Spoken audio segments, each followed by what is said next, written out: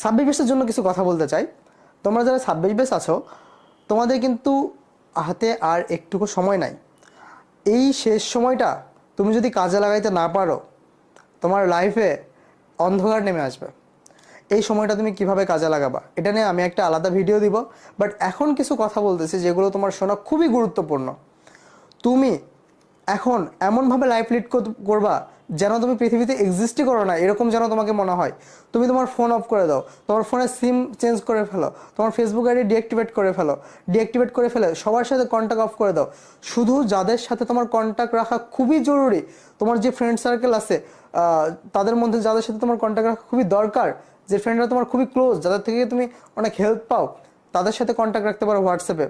ফ্যামিলির সাথে ভালোভাবে কন্ট্যাক্ট রেখে পুরা দুনিয়া থেকে বের হয়ে গিয়ে নিজের মতো করে লাইফটা গোছায় সুন্দরভাবে এখন থেকে পড়াশোনা শুরু করে দাও। এখন থেকে যদি তুমি পড়াশোনা শুরু করতে না পারো, তুমি শেষ টাইমে গিয়ে কোনো কিছু শেষ করতে পারবে না।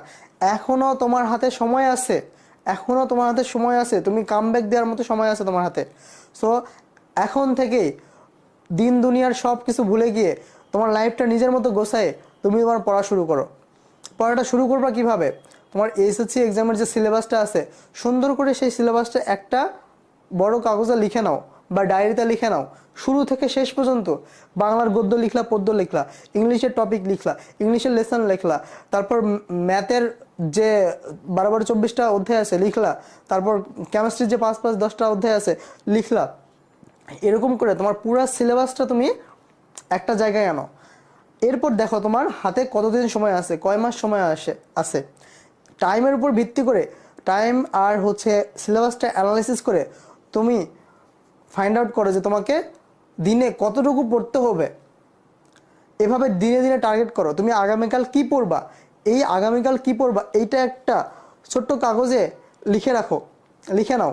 হ্যাঁ, আগামীকাল আমি প্রতিদিন রাতে এটা লিখে রাখো, আগামীকালকে আমি এইটা শেষ করবো, আগামীকালকে আমি 2টা চ্যাপ্টার শেষ করবো, অ্যানি হাউ। তারপর তুমি ওই টার্গেটটা ফিল আপ করবো। পরের দিন কি করবা? বই পড়বা।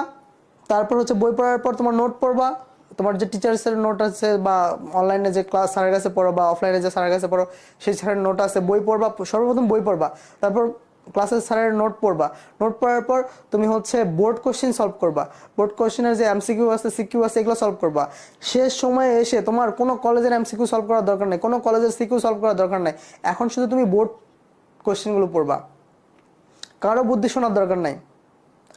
আমি তো মাত্র অ্যাডমিশন দিয়ে ভার্সিটিতে এন্ট্রি নিলাম, তাই না? সো আমি তো তোমাদের পালসটা বুঝি যে তোমার এখন কি করা উচিত।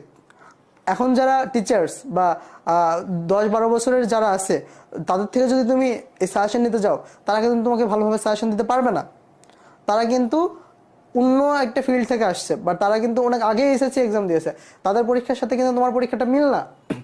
আমি কিন্তু লাস্ট ইয়ারই পরীক্ষা দিলাম। সো লাস্ট ইয়ার বলতে তোমার 24 সালে পরীক্ষা দিলাম। সো আমি জানি যে তোমার কিভাবে পড়তে হবে। এজন্য বলতেছি এখনও সময় আছে। 26 ব্যাচ সব কিছু বাদ দিয়ে এখন থেকে নিজের সিলেবাসটা গোছাও, কতদিন টাইম আছে দেখো। এই টাইমের উপর ভিত্তি করে প্রতিদিন পড়াটা টার্গেট করো। প্রতিদিন টার্গেট করে ওই পড়াটা তুমি ওই দিনের মধ্যে শেষ করে ফেলো, যে আমার যা কিছু হয়ে যাক আমি এখন এই পড়াটা শেষ করবো আজকে দিনের মধ্যে। তারপর তুমি কি করবা? বাইরে ঘুরতে যাও, একটু চা খেয়ে আসো, বাইরে একটু ফ্রেন্ডদের সাথে আড্ডা দিয়ে আসো 1 ঘন্টা, এটা করবা। অনেকে থাকে, হ্যাঁ আমি সামনে আমার পরীক্ষা, আমি 4-5 মাস বাসা থেকে বের হবো না, এরকম মেন্টালিটির মানুষ থাকে। বাট এরকম মেন্টালিটির মানুষরা আলটিমেটলি পুরা একদম শেষ পর্যন্ত এরকম করে করে আলটিমেটলি রেজাল্টটা খারাপ হয়। আমি দেখছি আমার অনেক ফ্রেন্ড এরকম। বাট সবাই যখন চিল মোডে থাকে, হ্যাঁ ঠিক আছে আজকে আমার এতটুকু পড়া লাগবে, সারাদিনে আমি এতটুকু পড়ে কমপ্লিট করব, তারপর তো আমার ডান। আমি যদি প্রতিদিনের টার্গেট ঠিক রাখতে পারি, প্রতিদিনের টার্গেটটা কমপ্লিট করতে পারি, তাহলে তো আমার আর কিছু লাগতেছে না। সো এই টার্গেটটা ফিল আপ করে আমি সারাদিনের পড়াটা শেষ করে ফেলবো। এভাবে দেখবা তোমার পুরো সিলেবাসটা, প্রতিদিনের টার্গেট যদি তুমি কমপ্লিট করো, পুরো সিলেবাসটা তোমার শেষ হয়ে যাবে। তারপর তুমি বিভিন্ন কোচিং সেন্টারগুলোতে এক্সাম দিবা। এক্সাম দেওয়ার ফলে তোমার একটা পরীক্ষা একটা ইজি মনে হবে, বুঝছো? তখন তুমি পরীক্ষা বসার জন্য প্রস্তুত। আর পুরো একটা গাইডলাইন ভিডিও নিয়ে আমি আসবো সামনে, খুবই তাড়াতাড়ি দিয়ে দেবো যে কীভাবে পড়া উচিত। প্রত্যেকটা সাবজেক্ট ওয়াইজ গাইডলাইন দেবো যে কী কী সাবজেক্ট কীভাবে পড়া উচিত।